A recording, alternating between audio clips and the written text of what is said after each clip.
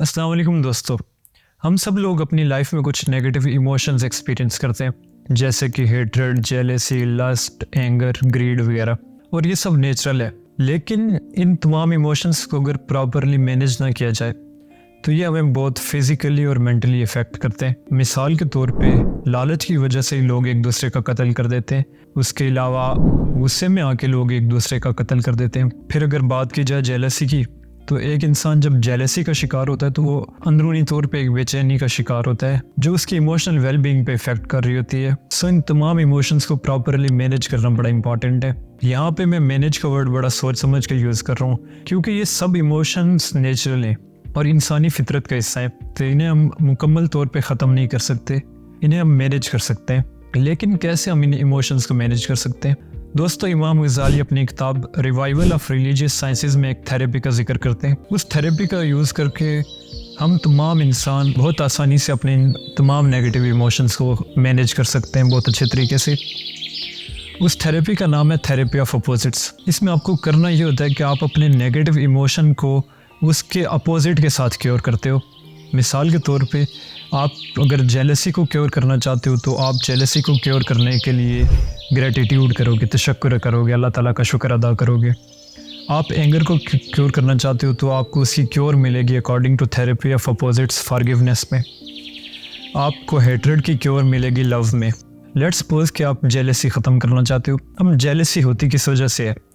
Jealousy होती है feeling of inadequacy की वजह से। जब आपको लगता है कि आप पीछे रह गए हो, आप में कुछ कम है, आप जेलसी फील करते हो। मिसाल के तौर पे दो दोस्त एक ऑफिस में काम कर रहे हैं, एक को जल्दी प्रमोशन मिल गया तो नेचुरल चीज़ है कि दूसरा जो है वो जेलस फील करेगा।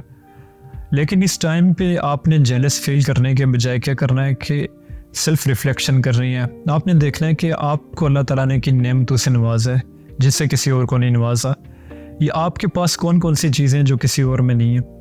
जब आप ये चीज़ें देखोगे, जब आप सेल्फ रिफ्लेक्शन करोगे, आप ये चीज़ रियलाइज़ करोगे कि आप में बहुत सी ऐसी चीज़ें जो आप डिज़र्व नहीं करते लेकिन अल्लाह ताला ने आपको दी हैं। तो फिर आप उन चीज़ों पे अल्लाह ताला का शुक्र अदा करोगे, इससे आपकी जेलसी क्योर होगी। फिर इसी तरह से अगर आप अपना हेट्रेड क्योर करना चाहते हो तो आप उसे क्योर करोगे विद लव। मिसाल के तौर पर आप इमेजिन करो कि आपका कोई दोस्त था जिसके साथ आपकी लड़ाई हो गई है। लड़ाई से पहले आप अपने दोस्त के लिए दुआ किया करते थे कि वो दुनिया में कामयाब हो, आप उसके वेल विशर थे। लेकिन जब लड़ाई हो गई है उसके बाद आपके उस दोस्त के बारे में जो ख्यालात थे या जो फीलिंग्स थी वो चेंज हो गई हैं। अब आप उसके लिए वो दुआ कर नहीं पाओगे। ये दुआ क्यों नहीं कर पाओगे? Because of hatred. अब इस सिचुएशन में आपको करना ये होगा कि आपकी जो इंटरनल डिज़ायर्स हैं उसके लिए दुआ ना करने की, उन्हें ओवरकम करना होगा और उसके लिए आपको दुआ करनी होगी। इस तरह से आप अपने हेट्रेड को लव के साथ क्योर कर सकते हो। जब आप ये करोगे तो आप बड़ी एक इंटरनल सेटिस्फेक्शन और इंटरनल एक खुशी फील करोगे। इसी तरह से अगर आप अपना लस्ट कंट्रोल करना चाहते हो तो लस्ट को कंट्रोल किया जा सकता है विद सेल्फ कंट्रोल या सेल्फ रिस्ट्रेंट। मिसाल के तौर पे अगर आपको लगता है कि आप इंटरनेट पे मौजूद इनअप्रोप्रिएट कंटेंट की तरफ अट्रैक्ट हो रहे हो तो आपको कुछ बाउंड्रीज सेट करनी होंगी, आपको सेल्फ कंट्रोल करना होगा। उसके लिए आप अपनी अटेंशन डाइवर्ट करोगे बाकी चीज़ों में, कोई प्रोडक्टिव काम की तरफ आप जाओगे। सो बेसिकली आपने अपने उस नेगेटिव थॉट को, उस नेगेटिव फीलिंग को चैलेंज करना होगा। आपको उसके अपोजिट इमोशन में खुद को एंगेज करना होगा। मैं ये मानता हूँ कि it's not that easy to practice therapy of opposites, लेकिन आप यहाँ पे सोचें कि आपके जितने भी नेगेटिव इमोशंस हैं उससे किसको नुकसान पहुँच रहा है। गुस्से का नुकसान किसको पहुँचेगा? आपको पहुँचेगा। जेलसी का नुकसान किसको पहुँचता है? आपको पहुँचता है। जेलसी की वजह से आप डिप्रेशन का शिकार होते हो, स्ट्रेस का शिकार होते हो। अब ये जितने भी नेगेटिव इमोशंस हैं इनकी वजह से आपकी एजिंग जल्दी हो जाती है, आप जल्दी बुढ़ापे का शिकार हो जाते हो। अगर देखा जाए तो ये नेगेटिव इमोशंस आपकी अपनी ज़ात को किसी दूसरे से ज़्यादा मुतासिर कर रहे होते हैं। तो इस वजह से आपने इन तमाम नेगेटिव इमोशंस को मैनेज करना होता है। Practice therapy of opposites, it requires patience, time and efforts. लेकिन अगर आप ये मानते हो कि you have power over your mind तो फिर आप ये भी मानते हो कि मेरे में इतनी स्ट्रेंथ है कि मैं ये सब कर सकता हूँ। थेरेपी ऑफ अपोजिट्स को प्रैक्टिस करने के लिए कुछ प्रैक्टिकल स्टेप्स हैं जो फॉलो कर सकता है एक इंसान।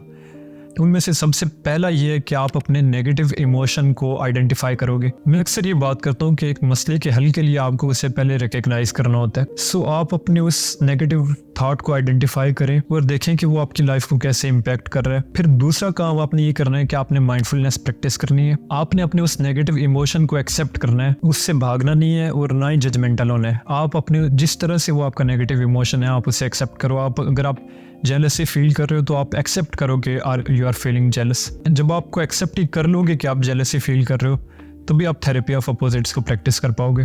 सो तीसरा स्टेप आपने ये करना है कि आपने उसके अपोजिट इमोशन में खुद को इंगेज करना है।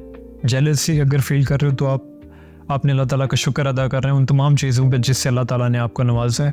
अगर आप एंगर फील कर रहे हो तो आपको उसके क्योर के लिए फॉरगिवनेस करनी होगी। और चौथा काम आपने ये करना है कि आपने इस प्रोसेस को रिपीट करना है, बार बार रिपीट करना है।